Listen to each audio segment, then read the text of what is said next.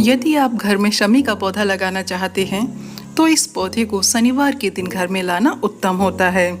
और शमी के पौधे को आपको इस तरह से लगाना है, जब आप घर से बाहर जाएं तो ये घर के बाहर आपके दाहिने हाथ पर रहे। यदि घर के बाहर इस पौधे को लगाना संभव नहीं है तो आप इसे अपने घर की छत पर भी लगा सकते हैं। शमी के पौधे को घर की छत पर दक्षिणी हिस्से में लगाना चाहिए, लेकिन यदि आपकी छत पर दक्षिणी हिस्से में धूप नहीं आती है तो आप इसे अपनी छत पर ईशान कोण में भी लगा सकते हैं।